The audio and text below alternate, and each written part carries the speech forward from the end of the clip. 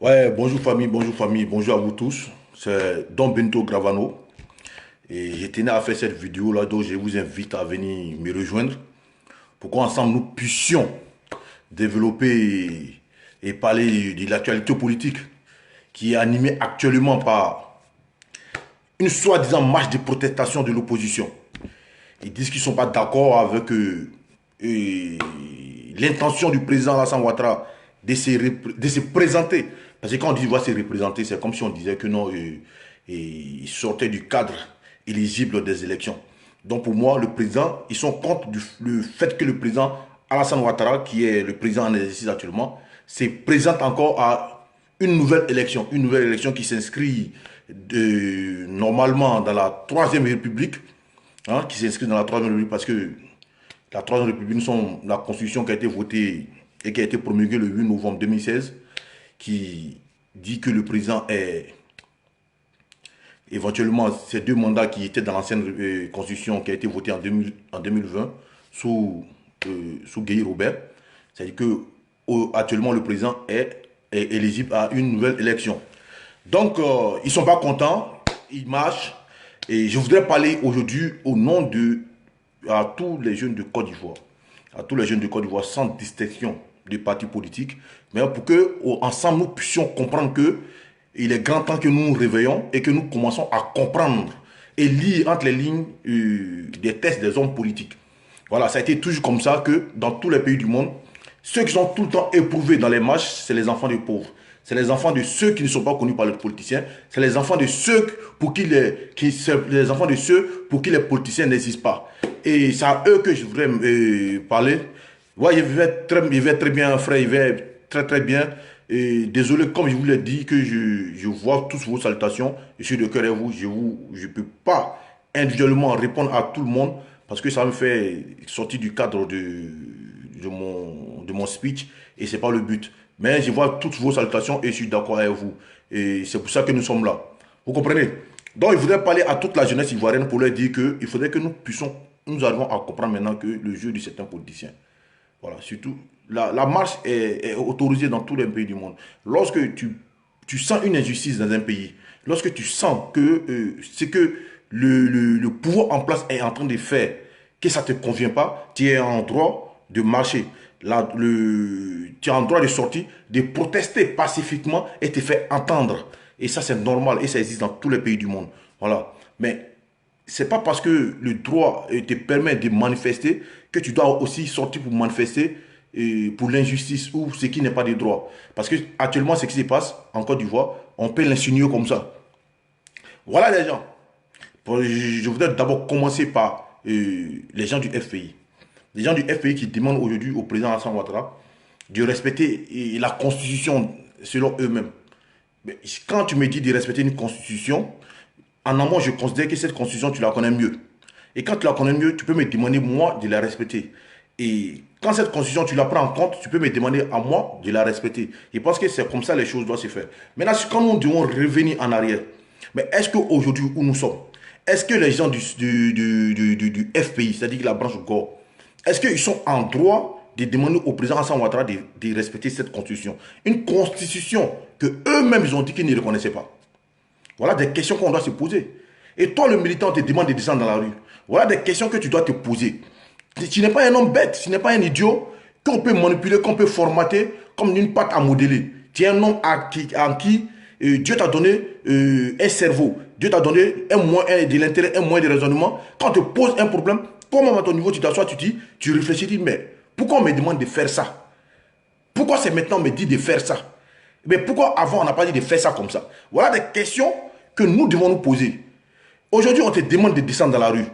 Toi qui es militant du FPI, toi qui es sympathisant du FPI, toi qui te fais appeler Gbagbo ou rien, toi qui dis à part Gbagbo en Côte d'Ivoire, rien ne doit exister. Toi qui dis à part Gbagbo en Côte d'Ivoire, la Côte d'Ivoire doit brûler. Toi qui dis à part Gbagbo en Côte d'Ivoire, l'Ivoirien ne doit pas vivre en paix. Toi qui dis à part Gbagbo en Côte d'Ivoire, la Côte d'Ivoire ne doit pas se développer. Toi qui dis Gbagbo ou rien, toi tu ne peux pas vivre. Mais est-ce que quand en 2016, pendant le référendum, quand on demandait aux Ivoiriens d'aller voter contre le oui, pour le oui ou pour le non, pendant ce référendum pour cette constitution qui demande aujourd'hui de faire respecter? Est-ce que tu as participé à ce référendum? Voilà des questions qu'il faut se poser. Parce que nous, militants, nous répondons à l'appel de nos cadres, de nos responsables politiques. Mais est-ce que ce jour-là, quand on demande aux Ivoiriens de sortir, de faire campagne pour cette constitution qu'on nous demande aujourd'hui de faire respecter, est-ce que ce jour-là, quand ils ont dit aux Ivoiriens de sortir, est-ce que vous êtes sortis ce jour-là pour aller voter pour le non, pour contester le oui de cette constitution qui est là actuellement, qui a été élaborée? Est-ce que vous l'avez fait? Mais vous l'avez boycotté. Voilà pourquoi on vous dit tout le temps que la politique de la chaise vide n'a jamais été une bonne chose. Vous avez tout le temps dit que vous êtes majorité en Côte d'Ivoire, que le président Alassane Ouattara et tous les militants qui vont avec lui sont une minorité en Côte d'Ivoire et c'est vous le peuple. Mais ces jours-là, si vous étiez sortis pour aller voter le non, est-ce qu'on serait là actuellement pour dire que le président Alassane Ouattara est apte à participer à une élection par rapport à la Troisième République? On n'avait pas dit ça. On n'avait pas dit ça. Déjà, vous avez dit que vous ne reconnaissez pas cette constitution. Mais tu ne reconnais pas une constitution et tu demandes à l'autre de respecter ça. Mais il pense que c'est une question de logique, une question de compréhension, une question de bonne foi. Tu ne peux pas me dire que tu ne reconnais pas une constitution en amont et venir me dire que moi d'aller respecter cette constitution. Ça ne colle pas. Il y a deux personnes en Côte d'Ivoire qui, pour moi, ils sont aptes à dire jusqu'à aujourd'hui que cette constitution, ils ne se reconnaissent pas dedans. C'est-à-dire, Mamadou Koulibaly. Mamadou Koulibaly. Déjà, quand on a commencé à parler de la constitution en 2016 ou 2015, un truc comme ça, ce monsieur s'est opposé contre cette constitution. Il a dit que cette constitution permettait à Ouattara, au président Ouattara, et à l'ex-président Bédié d'être candidat. Bédié par rapport à son âge, et la Troisième République qui permettait au président Ouattara de faire un premier mandat de la Troisième République. Mamadou Koulibaly, il a dit, depuis longtemps, il a dit ça. Il a dit ça, et Afi N'Guessan a dit la même chose. Donc pour moi, ces deux messieurs-là sont aptes à parler de cette constitution parce qu'ils l'ont contesté depuis longtemps. Ils l'ont contesté depuis longtemps. Mais vous qui avez dit, vous n'avez pas contesté, vous êtes opposé même pour dire que non, tant que Gbagbo n'est pas là, vous ne participez à aucune élection. Vous l'avez dit. Et tous les Ivoiriens sont témoins. Mais Gbagbo n'est pas là, pourquoi vous voulez qu'on respecte cette constitution? Gbagbo n'est toujours pas là. Donc normalement, si vous êtes des hommes de bonne logique, si vous êtes des hommes de bonne foi, vous devez rester à marge de cette constitution et ne même pas penser à participer à l'élection de 2020, en octobre 31 octobre 2020. Vous devez toujours attendre le retour de Gbagbo pour pouvoir participer à une élection en Côte d'Ivoire parce que c'est ce que vous avez tout le temps fait. C'est ce que vous avez tout le temps fait. Ces jours-là, si vous avez participé aux élections et que le non l'avait emporté, on ne serait pas en train de parler de ça aujourd'hui. Mais vous ne l'avez pas fait. Vous avez boycotté le référendum. Vous avez dit que vous ne reconnaissez pas cette nouvelle constitution. Mais si vous ne reconnaissez pas une constitution, en quoi son respect ou son non-respect peut vous déranger? Je pense que c'est une question de logique. Je pense que c'est une question de logique.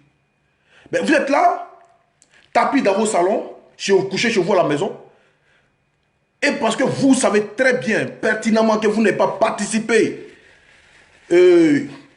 à l'enrôlement. Parce que pour voter, il faut te faire enrôler. Vous n'avez pas participé à l'enrôlement.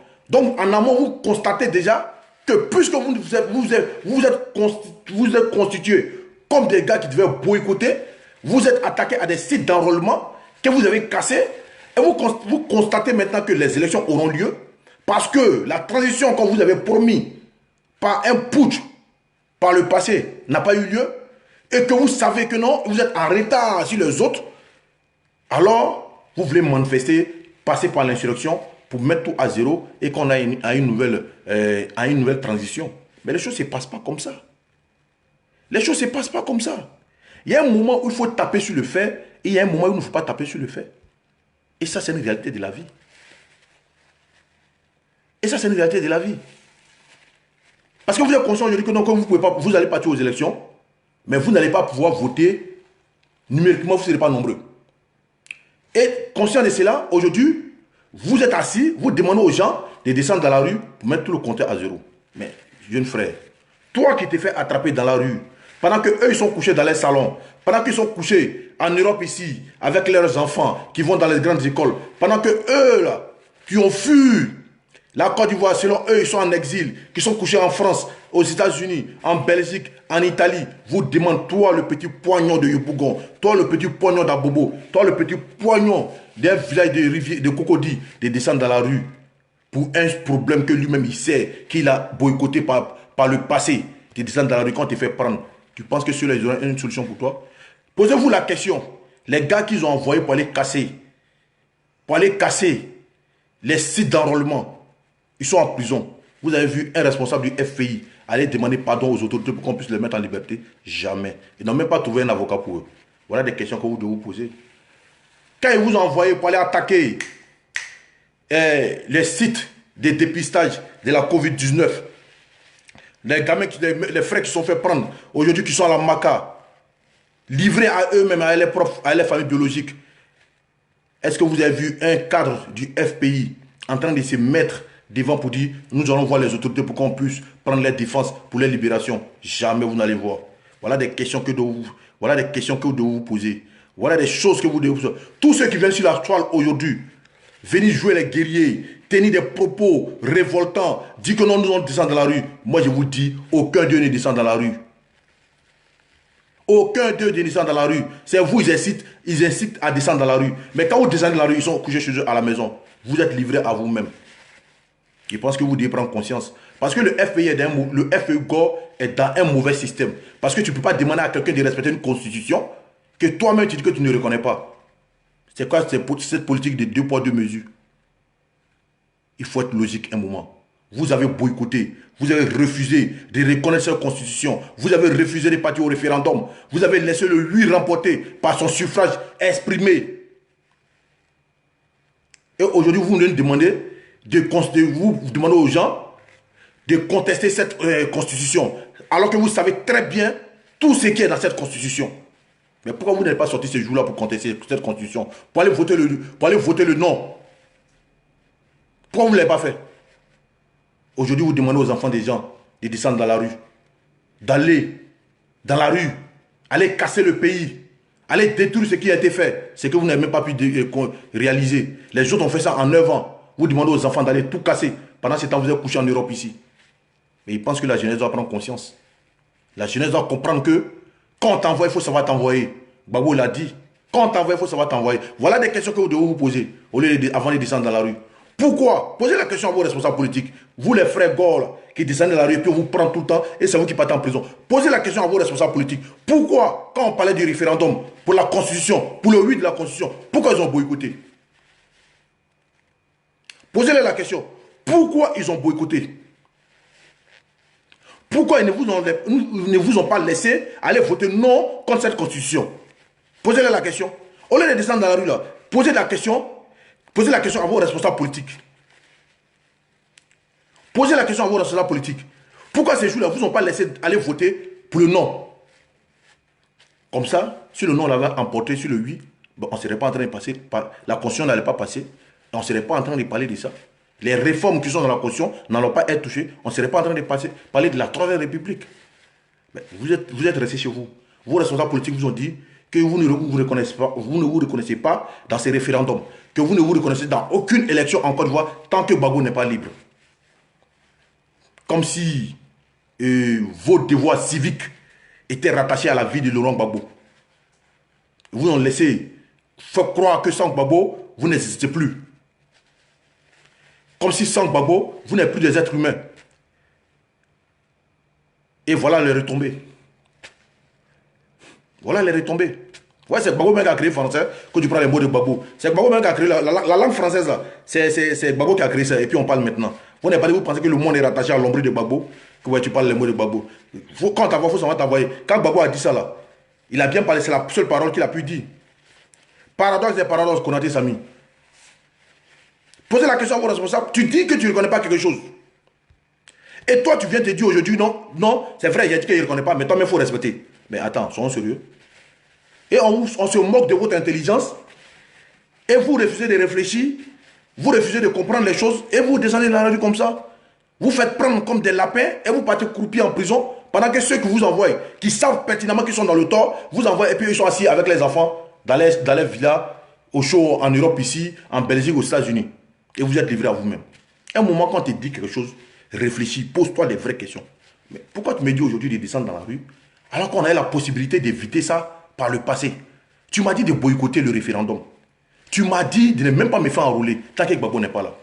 Mais pourquoi aujourd'hui tu me dis, moi, de descendre dans la rue pour contester cette constitution, qu'on peut contester de manière plus logique par le vote, en votant le non contre cette constitution? Pourquoi nous ne l'avons pas fait?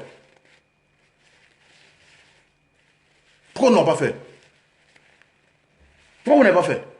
C'est en cela qu'on dit, les gens, vous êtes responsables. Mais quand vous avez des dirigeants qui sont irresponsables, voilà où ils peuvent vous emmener.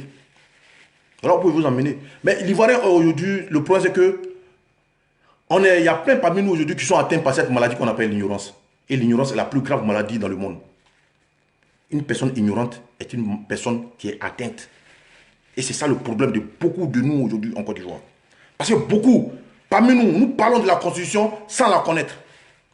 Tu vas demander à combien de personnes, ben pourquoi Alassane Ouattara, tu dis le président Alassane Ouattara ne peut pas être candidat? Il ne pourra pas te répondre. Il va dire non, il ne peut pas être candidat. Il est en train de violer la Constitution. Mais tu dis, mais il faut violer la Constitution comment? Il y a eu à discuter avec des frères hier. C'est la même question qu'il leur a posée. Ils étaient incapables de pouvoir me répondre. Mais là, je détaille les choses maintenant. Il dit, ah, mais attends. Et puis, prenons la vie terre à terre. Vous pensez que Alassane Ouattara, on sait tout de lui. Mais on ne va jamais penser que c'est quelqu'un qui n'est pas intelligent. C'est quelqu'un de brillant, on le sait.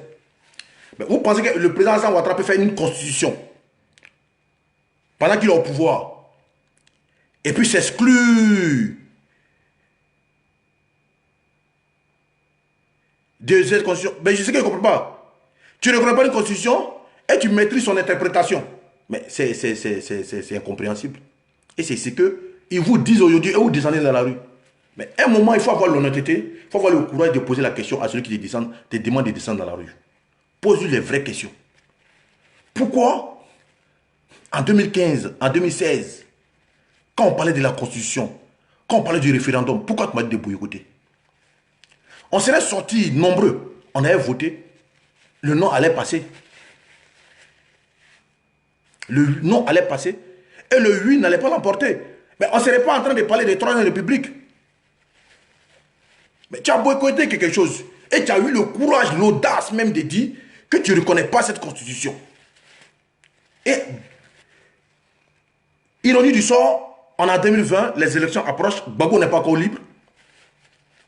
Tu dis que non, toi, tu veux qu'on respecte cette constitution. Mais mon ami, femme que tu as refusé d'épouser, mais en quoi sa grossesse peut toi te déranger? Ben, quand ça a été premier, mon petit Mamoud, quand tu vois. Femme que toi tu dis non, que tu ne la reconnais pas. Tu ne veux même pas parler d'elle, tu ne veux pas d'elle, tu ne veux pas la voir. Maintenant, elle est mariée à quelqu'un, elle est enceinte. En quoi, toi, sa grossesse peut te déranger? Moi, je pense qu'à un moment, il faut être logique. Les frères Gore, ne vous laissez pas manipuler. Posez la question à vos responsables politiques. Pourquoi hier, ils vous ont demandé de boycotter ces référendums?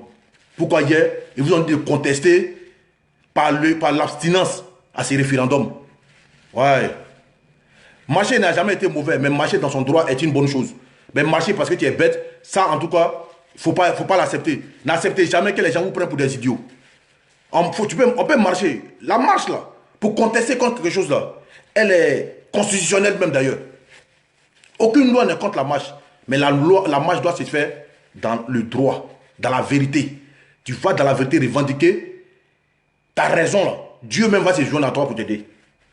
Mais pourquoi depuis 3000 ans avant Jésus-Christ, vous appelez l'Éternel des armées à se joindre à votre cause et puis il n'arrive jamais? Posez-vous la question, est-ce que vous êtes dans la vérité? Posez-vous cette question, est-ce que vous êtes vraiment dans la vérité? Voilà des questions que vous devez vous poser. Voilà. Mais dire que non, vous êtes là, on vous dit non, descendez dans la rue, descendez dans la rue, descendez dans la rue. Mais tu descends dans la rue pourquoi en fait? Mais pose-toi la question que lui qui me demande dans la rue là. Pourquoi lui-même, déjà, il ne vient pas se mettre moi et ses enfants, sa femme, tout ça, ses maîtresses, ses neveux, ses cousins, et puis on va descendre dans la rue. Et puis lui là assis, il t'a dit descends dans la rue, et toi, Tes parents t'ont pas dit de descendre dans la rue. Hein. Tu cours, tu descends dans la rue pour te mettre dans les problèmes. Et demain, tu es livré à tes parents, à toi-même. Mais dans ces pays-là, les gens ont marché plusieurs fois parce qu'ils étaient opprimés. Les marches, il y a plusieurs raisons. La vie, c'est pour ça. La vie même, elle est faite des raisons. La vie même est faite des raisons. Mais il faut que tu sois dans ta raison. Mais vous avez boycotté quelque chose, vous avez dit que nous ne la connaissons pas. Et puis aujourd'hui, vous avez dit au président Ouattara de respecter cette constitution. Une constitution que toi, tu as dit que tu ne reconnais pas. Une constitution que toi, tu as dit que tu as boycotté. En cas, c'est respecté. Une marche doit être légale. Mais une fois que tu quittes dans le cadre de la légalité, mon ami, tu n'as plus rien à nous dire. Tu n'as plus rien à nous dire. Le FPI a été toujours comme ça. Moi, je me souviens. Ils ont été tout le temps comme ça, en train de manipuler la jeunesse. De faire croire que non, que ouais, ce que vous faites là, c'est normal. Ce que vous faites là, c'est normal. Ouais, maman, Aminata Dambélé, comment tu vas? Ce que vous faites là, c'est normal. Mais toi-même là, c'est vous qui nous avez dit que nous sommes des illettrés. Que nous, on n'a jamais été à l'école. Je vais répondre vite fait à Hugues Kissiedou. Si tu suis un peu, je n'aime pas répondre aux gens sur mes directs, mais je vais répondre au frère Hugues Kissiedou. J'espère que tu me comprends. Tu vas m'écouter. Tu dis pourquoi changer la constitution? Tu dis pourquoi changer la constitution? Si tu as suivi les élections de 2010 jusqu'en 2011, le président Gbagbo et le président Alassane Ouattara, au deuxième tour, ont dit aux Ivoiriens que quand ils seront élus, ils vont toucher à cette constitution-là. Ils vont la changer, ils vont mettre des institutions fortes qui vont permettre à tout Ivoirien de pouvoir participer aux élections présidentielles. Il a dit. Je pense que tu voulais répondre, tu voulais une question. Maintenant, il faut marcher que d'aller prendre les armes. On sait qui a pris les armes en Côte d'Ivoire en premier. Je pense que tu avais posé une question qu'il voulait te répondre. Mais comme tu es un idiot, je vais t'enlever mon direct. Parce que moi, j'aime beaucoup causer avec des gens qui veulent réfléchir. Voilà, tu m'as posé une question, je suis en train de donner la réponse. Tu me dis pourquoi aller prendre les armes. Ce sont les armes là. Ceux qui ont été opprimés dans l'armée, qui sont partis en exil, ce n'est pas des enfants de chiens, c'est des enfants d'êtres humains que vous avez persécutés, qui vous avez torturés, qui sont retrouvés en exil, qui ont décidé de rentrer dans leur pays. Donc les armes là, c'est vous qui avez commencé. Comme vous êtes amnésique à la vérité, je pense que non, que c'est un frère qui voulait participer à la vidéo avec qui on allait réfléchir et puis se donner des idées. Ben, je pense que c'est quelqu'un qui est borné, qui est ignorant et qui pense que non, qui sait certaines choses, alors qu'il ne sait rien. Tu m'as demandé pourquoi on change la constitution. Et j'ai dit, si tu as suivi les élections de 2010 à 2011, le face-à-face, Gbagbo et le président Alassane Ouattara ont dit que une fois élus, ils allaient installer des institutions fortes, toucher à la constitution, permettre à tous les Ivoiriens de pouvoir participer aux élections sans qu'il y ait encore des problèmes en Côte d'Ivoire. Et c'est ce qui a été fait. Le président Alassane Ouattara, en homme de parole, il a respecté sa parole et il a changé la constitution.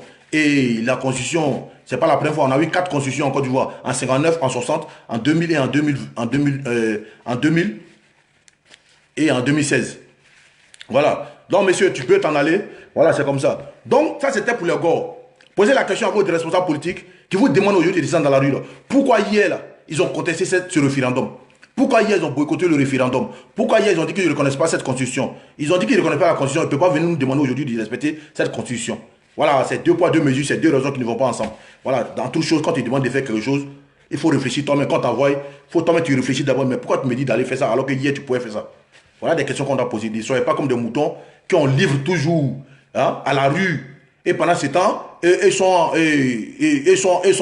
chez eux, souvent même dans son coucher, chez les maîtresses, et puis vous demandent, sortez, sortez, bloquez les ponts, faites ça. Pendant ce temps, lui-même là, qu'est-ce vous appelle pour vous dire ça? Sortez, rentrez dans la rue, faites ça. Lui-même là, il est en France ici, hein, et puis il appelle sa famille. Demain là, les gens là vont sortir, hein, les jeunes vont sortir, ils vont gâter la ville. Mais vous là, ne sortez pas, restez chez vous à la maison, parce qu'il n'y a pas de problème. Pendant ce temps, ils vous demandent, vous, de descendre dans la rue. Mais comme vous êtes des idiots, vous les suivez, vous descendez dans la rue. Moi, je le dis toujours, moi, Don Benito Gravano, je vais donner ma voix à un politicien, mais ma vie, je ne vais jamais donner ça à un politicien.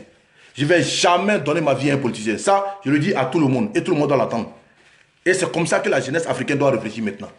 Ça, c'était pour les gars. Maintenant, revenons maintenant à Soro et aux militants de Soro et Bédié. Moi, je sais que vous allez m'insulter aujourd'hui, là.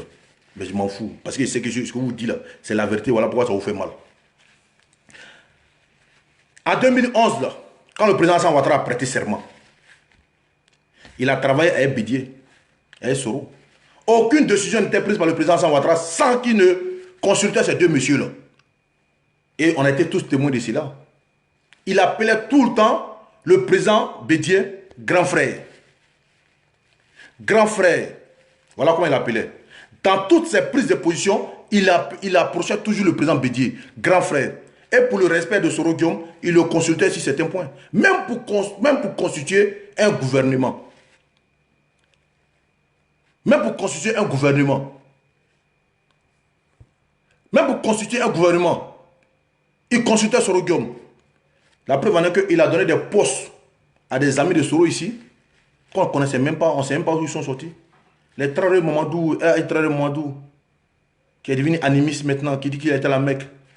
Il était DG de l'INFES, où l'Audi l'a pris en train de voler de l'argent. Les Fofana Isiaka, mon frère de Ouroudou, a été à la Lonasi. Les camarades Loukman, à la Sikoji. Et tout ça, c'était les directeurs de société. Les Lobognons se sont retrouvés comme ministres. La Voussada Bambalami se sont retrouvés comme ministres. Alors que c'est des gens, on ne sait pas où ils sont quittés. C'est pour dire que le président Alassane Ouattara a respecté ces gens-là pendant sa mandature, qu'il travaillait avec eux. Et l'élaboration de cette constitution de 2016, ils sont partants, ils ont vu dedans. Voilà pourquoi ils ont demandé aux Ivoiriens, les photos sont là, ils ont demandé aux Ivoiriens, à cette époque, d'aller voter oui au référendum concernant cette constitution de 2016. Parce qu'ils ont vu tous les composants. Ils ont vu la substance de cette constitution. Ils ont vu tout ce qui était dans cette constitution. De l'article 1 jusqu'à l'article 184, ils ont vu tout dedans. Ils ont tout vu dedans. Ils savaient tout. Ce n'est pas des enfants, c'est des intellectuels. Ils ont eu la chance quand même d'aller à l'école.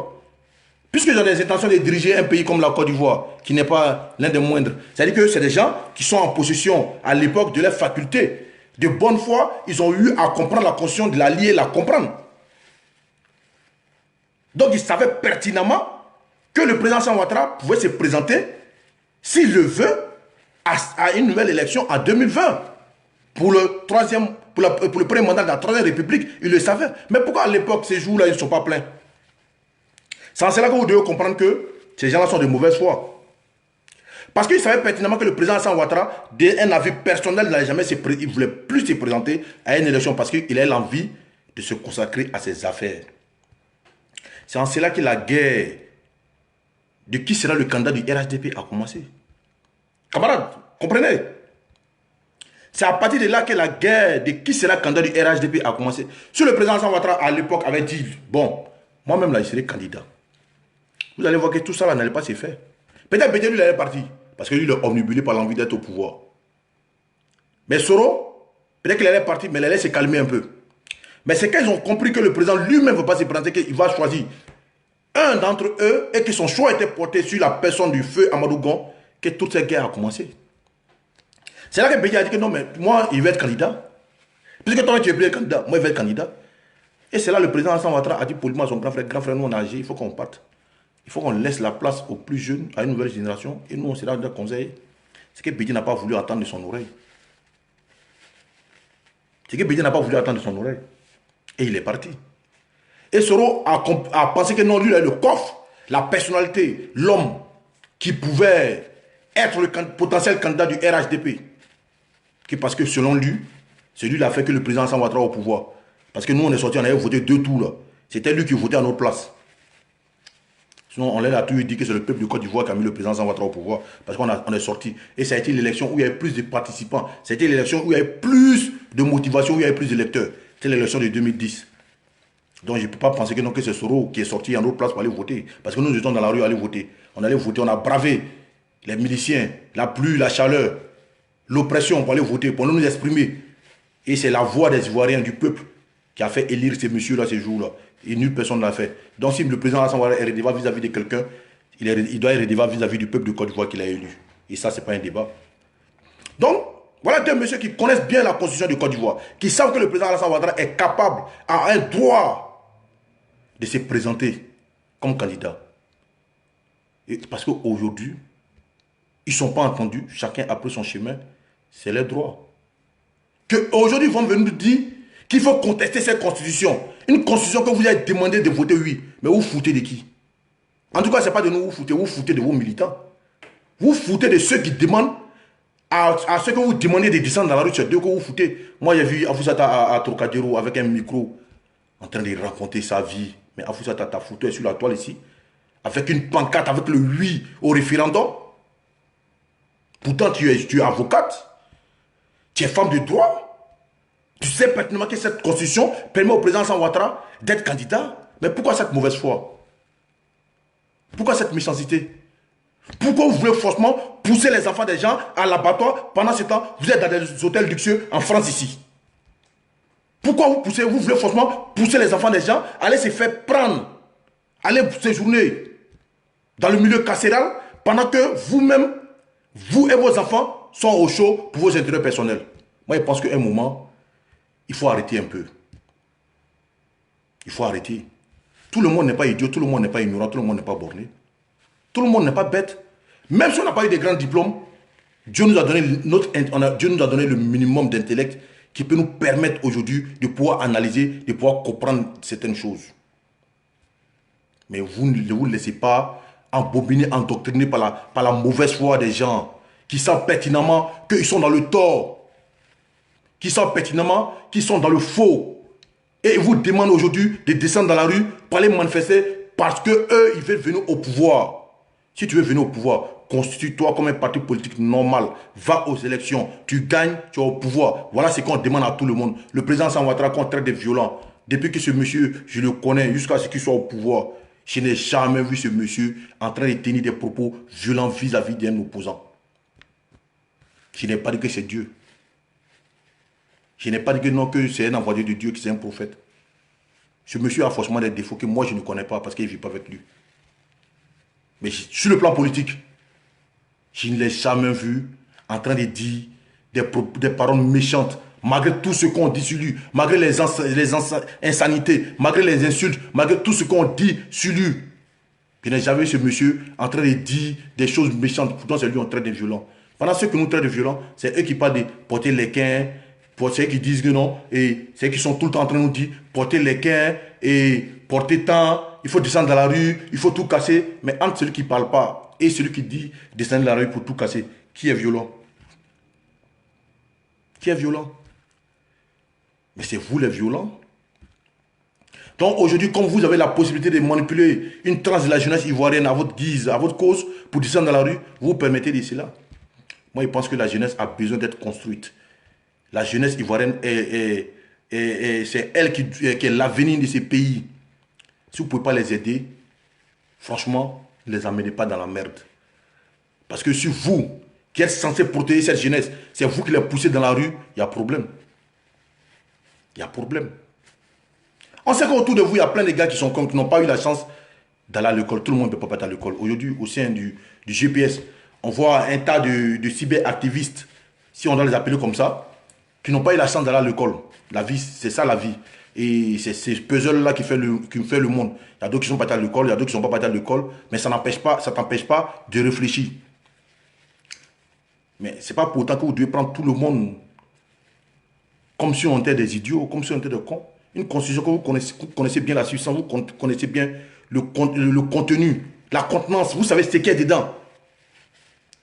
Hier, parce qu'aujourd'hui vous ne mangez plus, vous trouvez que cette constitution-là, il faut descendre dans la rue, qu'elle a semblé violer nos constitutions. Alors que vous savez pertinemment que le gars, il peut être candidat. Pourquoi vous faites ça? Parce que vous avez des ambitions de venir au pouvoir. Donc vous êtes à vous mentir à tout le monde. Vous demandez aux gens de descendre dans la rue. Et le hic, il y a plein qui ne connaissent pas cette constitution et qui se laissent embobiner, qui se laissent endoctriner, qui se laissent distraire. Et ils descendent dans la rue. Parce que celui qui est au pouvoir, on n'aime pas. Mais si tu n'aimes pas celui qui est au pouvoir, il faut aimer ton pays. Parce que celui qui est au pouvoir, là, il va finir, il va partir. Mais ton pays va demeurer. Et ça, c'est une réalité. Est-ce que pour autant, toutes les réalisations du président Alassane Ouattara, quand il va quitter le pouvoir, quand vous ne l'aimez pas, quand il va quitter le pouvoir, il va prendre toutes ces réalisations, l'eau qu'il allait mettre l'eau qu'il allait mettre à Ouagayo, l'eau qu'il allait pour mes parents bêter de Ouagayo, les bitumes qu'il allait mettre à Bangolo, dans toutes les zones qui étaient hostiles à lui, ben vous pensez que non, quand il va finir sa mandature, il va prendre sa poitrine pour quitter le pouvoir? Jamais il va le faire. Que ce soit Bédié, Gbagbo, Alassane, mais c'est des êtres humains qui vont passer. Et la Côte d'Ivoire va rester. Et la Côte d'Ivoire va rester. Voilà des choses que nous, jeunesse aujourd'hui, nous devons nous dire. C'est vrai qu'on a des choix politiques qui diffèrent. Mais l'essentiel, ça va être notre pays. L'essentiel, ça va être notre pays. C'est le pays qui compte pour nous. Voilà des choses que nous devons mettre dans nos têtes. Pourquoi eux-mêmes, moi j'ai dit ça à tout le monde. Moi je suis du RHDP. Si moi demain on me demande de descendre dans la rue pour une cause injuste, moi je vais dire, mais si c'est Big Togo qui m'appelle, il va dire, mais grand frère Adama, toi-même tu descends, tu es devant moi, et puis on va. Toi-même tu descends, tu es devant moi. On va marcher. Comme ça, si moi on m'arrête, toi on t'arrête. Si on m'arrête, on arrête ton enfant. Si on m'arrête, on arrête ta femme. Et puis comme ça, on est équitable. Non, on est tous dans la même souffrance. Mais moi, ils ne vont pas m'attraper pendant que toi, tu demandes à ton fils d'aller fréquenter à Harvard, d'aller fréquenter à Oxford. Et pendant ce temps, moi, je suis tapis et en prison. Mon casier judiciaire est bafoué. Je sors, je ne peux plus travailler. Ton enfant aussi va venir encore. Venir me commander encore. Commander ma progéniture. Voilà comment nous devons réfléchir. Parce que c'est dans la discipline que nous pouvons construire une grande nation. Voilà comment les choses doivent se faire. Parce que ceux qui vous demandent aujourd'hui de descendre dans la rue contre cette constitution ont connaissance de cette constitution et ils savent pertinemment que le président Alassane Ouattara peut se présenter à une nouvelle élection qui est dans la Troisième République. Ils le savent. Parce qu'ils ont demandé aux gens de descendre pour aller voter ça. Ils ont demandé aux Ivoiriens d'aller voter le oui. Parce qu'ils ont participé ensemble. Ceux qu'on me dit de Ouraga, Obrou et qu'on sort, mais c'est vrai. C'est des hommes du droit. Mais ils ont fait quoi? Ils ont consulté, ils ont apporté des retouches, tout ça. Mais le squelette, le socle de cette constitution, mais Bédié, Alassane et Soro-Guillaume, ils ont connaissance de cela.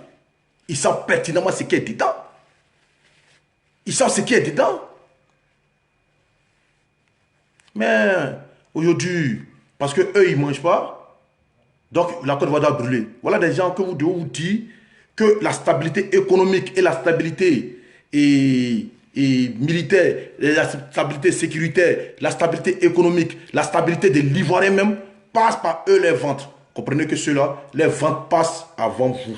Les ventes passent pour eux avant vous. C'est des égoïstes, ils sont égocentriques, ils pensent à eux, ils ne penseront jamais à vous. Parce qu'ils vont toujours vous utiliser comme les batailles électorales, comme les batailles électorales. Quand c'est pas bon, ça vous vont descendre, demander de descendre dans la rue. Posez-vous des vraies questions. Comme il dit de descendre dans la rue. Pourquoi lui ne vient pas à moi?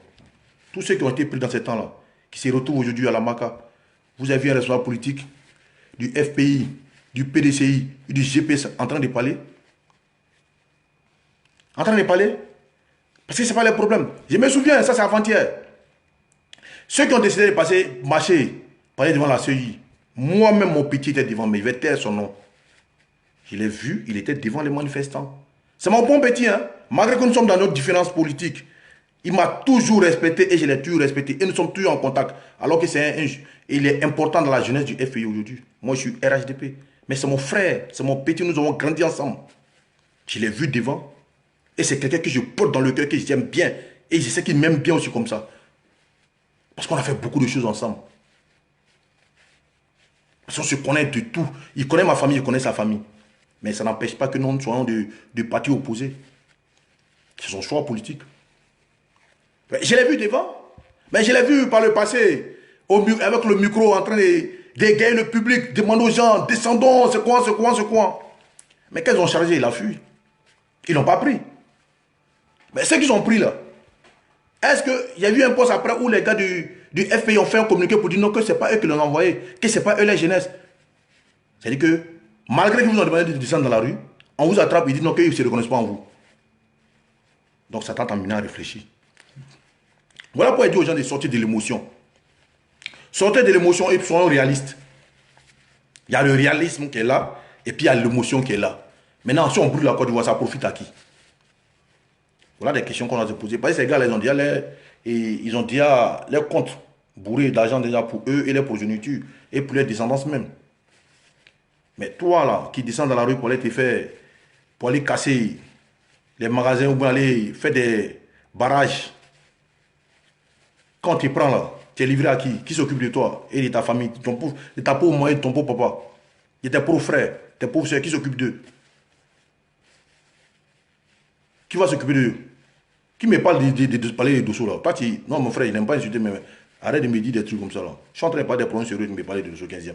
C'est un sujet de Dosso 15e. Si tu veux que je dise Dosso 15e, tu vois sur son direct là-bas. Tu es en train de parler des choses intéressantes, des choses importantes pour mon pays. Tu me dis de parler un peu de Dosso 15e. Dosso 15e, il est important pour moi. En train de parler des choses sérieuses, mais pas de Dosso 15e.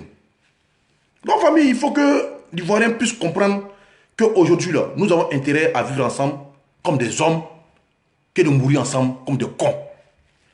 Et ça, c'est une réalité. Et ça, c'est une réalité. Vous comprenez? Donc, les gens qui sont là, qui savent réellement ce qui se passe. Moi, je vous dis, ce n'est pas une question d'ethnie, ce n'est pas une question de parti politique, ce n'est pas une question de religion. C'est une question de réalisme. C'est une question de vérité. Babo, Bédié et Soroguium, qui s'asseyent aujourd'hui, qui demandent à leurs militants de descendre dans la rue. On sait encore de voir que les militants des PDC ne sortent jamais. C'est des chocos. Vous avez vu militants des PDC dans la rue? Jamais de la vie. Et ils ne sortent pas. Hein? Maintenant, GPS, là, ils n'ont pas de base électorale, ils n'ont pas de militants. Donc actuellement, tout le monde compte sur le FPI. C'est le FPI qui est devenu les branches militaires, les branches armées. C'est sur eux tous comptent maintenant. Des gars comme les Soulés se couchent en France ici. Non, mais le FPI que j'ai connu par le passé, vraiment, désolé de vous dire ça, mes frères du FPI, mais franchement, vous êtes tombé bas. C'est les gars des GPS et puis des PDC qui vous blaguent aujourd'hui pour vous demander de descendre dans la rue et puis c'est vous qui descendez. Et les militants ne descendent pas. C'est vos militants qui sont en train d'arrêter quoi. C'est vos voix qui sont en train de partir comme ça. Pendant qu'eux les voient là. Moi, je suis convaincu d'une chose, quand vous descendez dans la rue, ils envoient des messages à les secrétaires des sections pour leur dire, dis aux militants de ne pas sortir. Parce qu'ils ont besoin de leurs militants aux élections prochaines. Mais c'est vous, ils demandent à vos militants, quand ils demandent de sortir là, c'est de vos militants ils parlent. Les militants des FPI, des branches GOR là, c'est à vous, ils demandent de sortir. Parce qu'afin que ça, ces militants ne vont jamais descendre dans la rue. Ces militants ne vont jamais descendre dans la rue. Mais c'est les militants GOR là. C'est vous, le PDC vous blague, et puis vous descendez dans la rue. C'est vous, et c'est vous, le PDC blague, c'est vous qui êtes dans la rue. C'est vous le GPS, parce que Soro, il n'a pas de militants. C'est si vous, il compte, et puis vous descendez dans la rue. Donc, un moment, il faut s'asseoir, il faut réfléchir, il faut se dire, mais ceux-là, ils étaient là-bas, ils étaient avec ce monsieur-là. Mais pourquoi aujourd'hui, ils me disent, moi, de descendre dans la rue? Parce qu'ils ne mangent plus ensemble. Donc, posons-nous la question, la vraie question. Donc, si Soro Guillaume et puis Bédié étaient d'accord avec le président Alassane Ouattara, donc cette constitution va être bonne. Voilà les questions qu'il faut se poser. Parce que quand quelqu'un me dit ils ont violé la constitution. Mais ils ont violé la constitution comment? Parce que le vrai problème, beaucoup parlent de la constitution sans la connaître. Beaucoup parlent de la constitution sans l'avoir lue. Alors que cette constitution, elle est sur Internet. Allez sur Google, tapez Constitution 2020 de Côte d'Ivoire. Tout est dedans, article par article, tout est dedans. Mais si cette constitution permet à Bédié de 86 ans, qui, alors qu'elle a déjà une république, elle a déjà une constitution, ne pouvait pas se présenter, parce que l'âge limite d'âge était 75 ans, et que Bédié à 86 ans aujourd'hui est capable d'être candidat. Mais pourquoi vous ne vous dites pas que la constitution elle a changé? Pourquoi Bédié qui nous dit que par rapport à la législation, on doit tenir compte de la constitution de 2000, pourquoi lui il est candidat? Pourquoi lui Bédié qui dit que l'article 180 et 183, il faut tenir compte de ça? Pourquoi lui ne tient pas compte de ça? Pourquoi lui ne compte pas de ça? Il ne tient pas compte de cela? Il faudrait que lui tienne compte de ça. Parce que c'est clair dans la tête de tout le monde. L'article 55 de notre constitution est clair dessus. Aujourd'hui, pour être candidat, il faut au moins 35 ans. C'est-à-dire que l'âge limite d'âge n'existe plus. Et dans l'ancienne constitution de 2000, il n'y avait pas de vice-président. Il y avait un président de l'Assemblée nationale qui, en cas de vacances du président de la République, devait automatiquement président de la République. Aujourd'hui, nous avons un vice-président. C'est-à-dire que la constitution a changé. Parce que dans la constitution de 2016, le président de la République est élu le vice-président. Mais étant donné que le président a été élu en 2015, la nouvelle constitution n'a pas été votée, donc il a le droit de nommer un vice-président. Mais celui qui sera élu en 2020, là, au 31 octobre 2020, quand il sera élu, On va élire en même temps le vice-président. Et les sénateurs seront élus aussi avec les députés. Mais le président de la République a le droit de nommer certains sénateurs. Et voilà ce qui est dans la nouvelle constitution. Et dans la nouvelle constitution, avant dans l'ancienne constitution, on dit l'Ivoirien, le candidat devait être des pères et des mères, eux-mêmes ivoiriens. Mais dans la nouvelle constitution, on dit que le candidat doit être des pères ou des mères ivoiriens. Donc, comprenez qu'il y a plein de choses qui ont changé. Et l'article 184 est clair dessus. Du moment que cette constitution a été promulguée par le chef de l'État, elle rentre en vigueur. Et cette constitution a été promulguée par le chef de l'État le 8 novembre 2016 et amendée en mars 2020. C'est-à-dire qu'il n'y a plus de débat à faire. Vous ne cherchez même pas à lire votre constitution. Et c'est vous qui êtes là, qui discutez. Bakongo a dit ça. Bakongo, c'est une poche de conscience. Et puis Bakongo, je pense que vous ne l'avez pas écouté. Mais toute une question, vous parlez du respect du droit. Non, il faut respecter le droit. Il faut respecter le droit. Il faut qu'on se respecte. Mais l'article 4 de la Constitution te dit quoi? Tous Ivoiriens, nous sommes en droit égaux et demeurons en droit devant la loi. Et nul n'a le droit de, comment dirais-je, comment on dit ça? Nul n'a le droit d'opprimer ou bien de mépriser son prochain par rapport à sa race. L'une n'a le droit de valoriser par rapport à sa race, sa couleur, par rapport à son ethnie ou bien sa religion. Mais vous, en Côte d'Ivoire, il est sûr de tous qu'en Côte d'Ivoire, il y a un peuple qui est marginalisé. Et ce n'est pas un débat. On voit des postes où il y a des gens qui appellent à détruire une ethnie, à tuer une ethnie parce que vous ne partagez pas les mêmes idéaux politiques. Mais où en sommes nous? Et c'est vous qui êtes tout le temps là, en train de voir le mal ailleurs. Mais ce que vous dites, pour vous, c'est des paroles d'évangile, c'est le bon Dieu qui a parlé. Et c'est les autres, c'est le diable qui a parlé. Mais votre vie est meilleure que la vie de qui? On peut ne pas s'entendre sur le plan politique. On peut avoir des divergences. Mais vous êtes plus mieux que qui? Vous êtes plus ivoirien que qui? Vous êtes plus ivoirien, même si supposons que l'autre n'est pas ivoirien. Mais une vie en vaut une autre vie. Ta vie n'est pas meilleure que la vie de l'autre. Pour des raisons politiques. Comme si avant Bako, la Côte d'Ivoire n'a pas existé. Comme si avant Bédi, la Côte d'Ivoire n'a pas existé. Comme si avant Sorogum, la Côte d'Ivoire n'a pas existé. Et des gens qui se plaisent à suivre des gens comme ça. J'ai vu un Soro qui disait hier que lui, en 90, il était ami au président Alassane Ouattara qui venait le voir. Ils ont combattu le multipartisme. Mais je suis tombé de nu.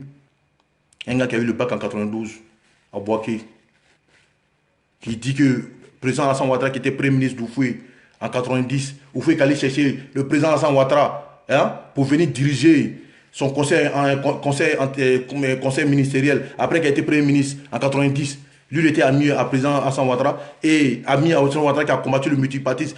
Étant premier ministre d'Oufoué Boigny en 90, il combattait le multipartisme. Et il y a des gens qui jugent un gars comme Sorogum, qui ne vous donne que du mensonge et qui vous fait vivre dans son monde et que lui-même il a fabriqué autour de lui. Moi, je pense qu'à un moment, il faut être lucide. Ne vous laissez pas berner par ces gens-là qui vous instrumentalisent, qui sont là à vous distraire, à vous envoyer, pour vous mentir, pour vous dire des contre-vérités. Elle, Afoussata Bamba Lamine, elle connaît bien cette constitution que tout le monde. Elle est avocate, non? Même si elle est avocate des Franprix. Elle connaît cette constitution. C'est-à-dire que ce jour-là, si le président Alassane Ouattara l'avait suivi dans sa bêtise de combattre l'élection de Yasmine Onyen à Cocody, c'est-à-dire que prendre la victoire de Yasmine Onyen à Cocody et lui donner pour qu'elle soit députée, elle n'allait jamais quitter le président Alassane Ouattara. Elle a cette haine contre le président Alassane Ouattara et tous les gars du RHDP parce qu'ils n'ont pas suivi dans sa forfaiture qui était de voler la victoire de Yasmine Onyen et lui remettre ça. Alors que tu as perdu, tu as perdu. Il t'avait proposé déjà à Bobo. Tu as dit non que tu veux Cocody. Malheur pour toi, tu es tombé sur un enfant de Cocody. Tu as perdu les élections. Mais pourquoi aujourd'hui tu peux en vouloir aux gens parce que tu as perdu les élections? C'est la faute à personne si tu as perdu. Le choix, c'est pas toi. Tu peux influencer le peuple. Tu peux dire ce que tu veux au peuple, mais si le peuple ne te veut pas, il ne te veut pas. Hein. Ça, c'est une réalité. Voilà. Donc, Afoussata Bamba Lamine, elle sait bien pertinemment ce qu'il y a dedans. Elle sait bien ce qu'il y a dedans. Non, Salmata Doumbia, en cas c'est respecté. Il n'est pas jamais des gens qui ne sont pas du RHDP. Je suis en train de parler d'une situation de la Côte d'Ivoire. Des gens qui demandent aux jeunes de descendre dans la rue pour manifester. Je suis en train de faire comprendre à ces jeunes-là l'importance de ce que est la Constitution, eux, et, et, le composant de la Constitution, et ceux qui demandent aux gens de descendre dans la rue, ils savent pertinemment ce qu'il y a dans cette Constitution. Ils ont pris parti pour cette Constitution aujourd'hui parce qu'ils sont opposés à quelqu'un. Ils demandent aux gens de se retourner contre ce qu'eux-mêmes ont dit par le passé. C'est de ça que je suis en train de parler. Donc parlons des choses importantes. Dosso n'est pas important pour moi. Bien vrai qu'il reste un frère pour moi dans la vie. Mais politiquement, nos idéaux sont opposés. Il est libre de militer au RADP ou aller où il veut. Ce que j'ai reposé toujours à mon frère Dosso, c'était les insultes. Il a ses raisons, il a son beau politique désormais, ça l'engage. Il ne m'intéresse pas Dosso 15e, politiquement, mais il demeure mon frère humain, il demeure mon frère ivoirien. Depuis qu'on se voit, si on peut causer, on va causer. Si on ne peut pas causer, la vie continue. Donc, parlons de choses importantes pour nous-mêmes, pour le parti, et lançons ceux qui ne sont plus avec nous vaguer à leurs occupations. La vie, c'est comme ça, c'est un choix. Maintenant, pour finir, on a parlé maintenant de nos autorités, nos cadres et consorts. Vous savez, quand un président de la République est élu, il y a des branches qui constituent autour de lui. C'est-à-dire qu'il y a des ministres, secrétaires d'État, ambassadeurs et tout ce qui va avec. Mais le président Alassane Ouattara ne va pas tout faire à votre place. Et je sais que la Côte d'Ivoire est un pays responsable, qui a des relations avec d'autres pays. On ne peut pas s'asseoir tout le temps, venir sur la toile, et puis parler de l'assassinat du président de la République à visage découvert et que ça reste impuni. Ce n'est pas le président Alassane Ouattara qui a dit à Adou Richard de rentrer en contact avec la France pour porter plainte contre des gens qui sont en France ici dans les salons qui mettent le drapeau ivoirien, qui est notre emblème, et de lancer un défi à nos autorités et que cela reste impuni. C'est pas normal. J'ai vu le Christibi laisse danser les gens qu'on a connus. Pour moi, ce n'est pas des artistes. En train de s'asseoir chez lui à la maison et met un drapeau de Côte d'Ivoire derrière lui. En train de dire que non, il faut descendre dans la rue. Il faut descendre dans la rue. À partir de ce moment, pendant ce temps, lui, il est couché en France ici. Et il demande aux gens de descendre dans la rue. Occuper la rue. Résister à l'armée. Patati patata. Pendant ce temps, lui, il est couché en France ici. Il finit de faire ça. Il va l'acheter son sol de KFC. Il va prendre ses 2 biens. Il va manger, il va boire ses 2 biens, puis il va dormir. Pendant ce temps, tu te fais caillasser. Tu te fais prendre par la police et te fais jeter en prison. Mais tu vas demander à Christy B de t'envoyer 1000 € pour prendre un avocat, il sera incapable de le faire. Mais je vais demander au frère Christy B, qu'est-ce qu'il connaît dans la constitution ivoirienne? Il va te dire qu'il ne sait rien. Et tout cela parle de la constitution ivoirienne. Mais ce qu'ils ont fait là, laissons l'émotion de côté, mais c'est défier l'État ivoirien. Quelqu'un qui te dit, quelqu'un qui pousse les gens à l'insurrection. L'insurrection, c'est un soulèvement contre un État établi, contre les institutions. Donc c'est passif. Des prisons. On peut saisir la justice pour ça. C'est des preuves palpables qui sont là. Mais vous êtes là, c'est le président Alassane Ouattara qui doit tout faire. Vous êtes là comme ça, comme des mollusques. Vous attendez votre salaire à la fin du mois. Vous êtes quel type de cadre, quel type de responsable politique que vous êtes? Je n'ai jamais vu un pouvoir qui s'est fait insulter que le pouvoir du président Alassane Ouattara. Un pouvoir, ça se fait respecter. On n'a pas dit de tuer quelqu'un, on n'a pas de tirer, prendre fusil pour tirer quelqu'un. Mais la loi est la loi s'applique à tout le monde. Nul n'est au-dessus de la loi. Les lois entre les États, ça existe. Macky Sall a fait rentrer un Sénégalais qui l'insultait au Sénégal, qui, selon certaines personnes, était américain. Mais Alassane Ouattara, quand on dit il est super puissant, son petit téléphone avec sa petite richesse, fait tout. Mais les gens qui sont aussi, aujourd'hui, qui ont choisi la France comme une base arrière, parce qu'il faut appeler les choses par leur nom, qui ont choisi la France comme une base arrière, qu'est-ce qu'on fait pour eux? On a vu dans l'affaire Arafat, rien. Aujourd'hui, c'est contre l'État maintenant qui se retourne. Donc nous allons tout le temps rester dans ça. Sous les paris qui demandent aux gens de descendre dans la rue, occuper toute la rue, occuper et les endroits qui appartiennent à l'État. Mais c'est une insurrection, c'est un coup d'État. Mais vous avez arrêté Blé Goudé. Mais il était au Ghana. Il était au Ghana, Blé Goudé. Vous avez arrêté Ida Kwasi. Il était au Togo. Vous avez arrêté Abéi. Il était entre la Côte d'Ivoire et le Ghana. Ou bien vos relations se limitent seulement en Afrique. J'ai vu Adou Richard dans l'affaire Arafat qui est venu nous faire son one-man show. Parce que c'est comme ça qu'il faut dire. Où il disait que non, désormais avec la France, nous avons des relations, nous allons travailler avec eux. Ceux qui sont en France qui conspirent, qui disent des choses comme ça, désormais on va mais rien, fouille. Un militaire déserteur. Un militaire déserteur qui a décidé lui-même de quitter l'armée de Côte d'Ivoire. Qui se met en tenue militaire de Côte d'Ivoire. Qui met le béret et les insignes de notre armée. Un déserteur qui s'inscrit dans le faux et usage de faux. Et qui pousse l'armée à se révolter contre nos autorités. On nous dit qu'ils ont lancé un mandat d'arrêt. Ce mandat d'arrêt-là, je ne pense même pas que ça a été lancé.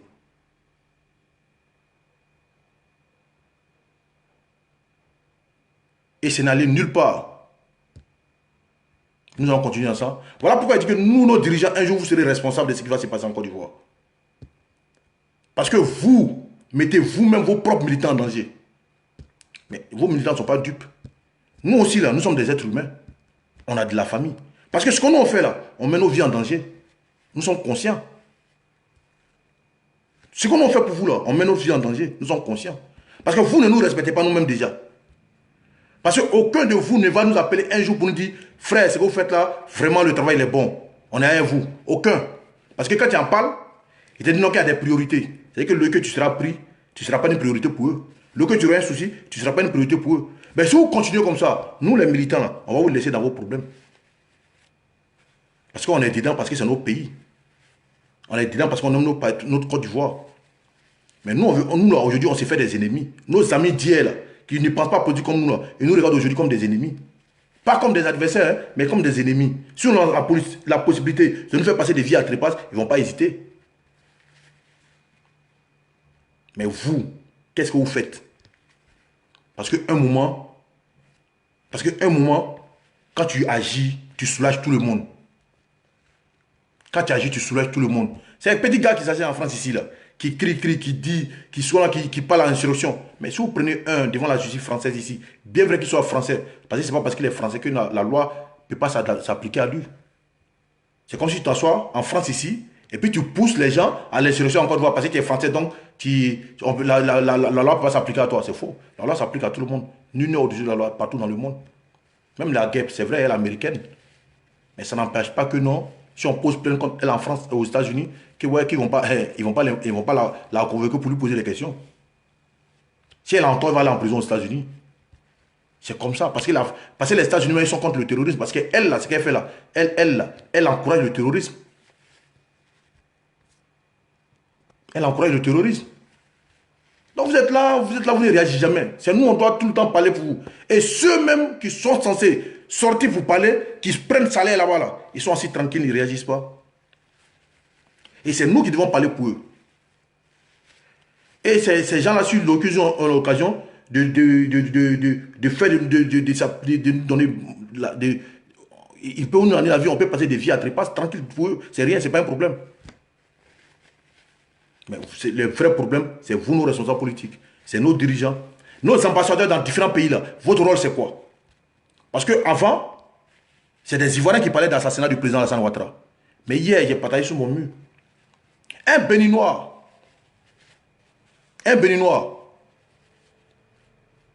qui est venu parler d'assassinat du président Alassane Ouattara. C'est parce que ceux qui sont en Côte d'Ivoire, ceux qui vivent ici, étant Ivoiriens, on ne les a rien fait. Que les autres pays, d'autres viennent d'ailleurs maintenant, pour venir en parler.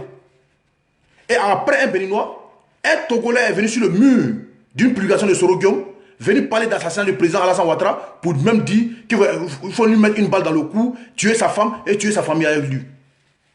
J'ai fait la capture du monsieur, sa photo, où il se trouve au Togo, j'ai mis sur mon mur. Mais normalement, pour un État C'est vrai, ces gars-là, c'est une institution qui n'est pas trop important pour vous. Mais ses propos sont méchants. Assassinat, c'est de ça qu'il s'agit. C'est-à-dire qu'enlever la vie du président de la République, garant de tous les Ivoiriens. Mais normalement, l'ambassade de la Côte d'Ivoire au Togo, ils sont sur Internet, doivent normalement chercher à voir ces gars-là, saisir les autorités togolaises, puis mettre bras sur ces petits-là, et puis viennent nous donner des informations sur ce qu'il sait. Puisqu'il est venu sur le milieu de Soroguion pour parler de ça. Et nous savons tous les intentions de Soroguion. Nous connaissons tous les intentions de Soroguion. Et s'il est venu sur le milieu de Soroguion pour en parler, c'est qu'il sait certaines choses. Ben, il faut qu'on mette le grappin sur ces gars pour qu'ils viennent nous donner d'où il tient ses propos, pourquoi il tient ses propos. C'est qu'il a des informations sur l'intention des gens là d'assassiner le président de la République. Mais ils vont rester là inactifs, ils ne vont rien faire. Ils veulent que c'est le président Alassane Ouattara qui décide de tout. Ahmed Bakayoko, tu es Premier ministre aujourd'hui. Tu es ministre de la Défense. Voilà des choses que non, il faut que vous en parlez. Voilà des choses que vous devez vous saisir de ça. Parce que vous ne pouvez pas chercher là tout le temps à plaire aux gens. Vous ne pouvez pas rester tout le temps à vouloir faire les yeux doux à tout le monde. Et vous avez tout le temps dit en Côte d'Ivoire, si vous voulez donner ce que vous voulez à ces gens-là, il y a des gens qui vont jamais vous aimer. Ne soyez pas à la recherche d'amour. Vous avez des millions de personnes qui vous aiment déjà. Ne soyez pas gourmand. Je pense que ceux-là, c'est suffisant pour eux. Ouais, c'est là que l'on demandait. C'est au faux commandant radié de l'armée qui est assis là-bas. Et c'est lui qui n'est plus de nos... Et il n'est plus de l'armée. Et c'est lui qui s'assoit, qui tient ce genre de propos. Et il apparaît ici. Mais il faut que demandez à la France de vous donner sa vraie position vis-à-vis de cette situation. Parce qu'aujourd'hui, c'est clair dans la tête de tout le monde qu'ils ont choisi la France comme une base arrière. Et je voudrais répondre aux frères Boniface Dagrou, Boni RS. J'ai vu sa vidéo. Voilà un gars que j'aimais de tout mon cœur. On a dansé sur ces mélodies. Agnagna, Eni, Kitaki. Jusqu'à présent, j'écoute toujours ces sons. Même quand je le vois de loin, ça me rappelle mon enfance. Mais j'ai vu la vidéo du frère. J'ai vu du dégoût pour la personne. C'est méchant ce qu'il dit, mais c'est la réalité. Grand frère Boni, parce qu'il peut t'appeler quand tu es âgé que moi. Tu n'as pas besoin de faire ça. Tu es un homme public, tu es un artiste. Même tu es libre d'avoir des positions politiques. Mais fais des vidéos pour montrer ta position. Tu as manqué de punch, grand frère. Vous devez rassembler les gens. Vous devez parler de cohésion. Parce qu'il y a plein d'Ivoiriens qui se reconnaissent en vous. Il y a plein d'Ivoiriens qui se reconnaissent en vous. Et puis c'est des Ivoiriens de différents bords politiques, de différentes religions, du Côte d'Ivoire. Parce que vous avez été nos rêves d'enfants. Vous avez été nos rêves d'enfants. Mais quand je vois toi en train de dire ces gens des trucs, grand frère, tu peux avoir raison, mais tu gâtes ta raison. Parce que grand frère, moi, je me souviens pendant la crise, tu étais devant les jeunes. Quand vous êtes allé casser sur le grand frère du président Alassane Ouattara, chez Gaussou Ouattara, vous avez pris son frigo américain, tu as envoyé ça chez toi à la maison. Il y a des gens qui étaient prêts à aller contre toi, mais on les a demandé pardon, ils ont damné. Parce que tu es un grand frère qu'on aimait tous. Mais tu dois rester dans cette posture-là. Pour moi, tu dois être sage. Parler des propos sages qui peuvent assainir l'atmosphère, qui peuvent assainir le milieu politique ivoirien actuellement. Tu ne dois pas dire ça. Tu ne dois pas faire ce genre de trucs. Laisse ça. Laisse ça, grand frère. Parce que ce que toi tu as fait là, si les autres doivent faire ça aujourd'hui à ta famille, là-bas, là, tu gagnes quoi? C'est pas bon. Tu comprends ce qu'il dit? Tu es quelqu'un que j'aime beaucoup. Laisse ça. Tu es Azaï, Super.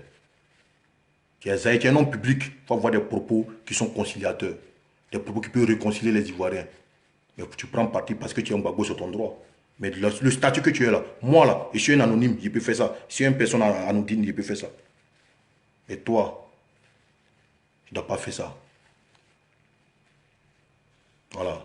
Dans la famille, c'était Don Bento Gravano, il fallait qu'il fasse cette vidéo et dire à nos dirigeants, nos responsables politiques, si vous continuez dans votre lacisme, si vous continuez dans votre truc là, c'est-à-dire que laissez les gens vous insulter, et puis nous on a mal, vous insultez, et puis demandez aux gens des gens dans la rue, s'attaquer au gouvernement, insurrection, tout ça là.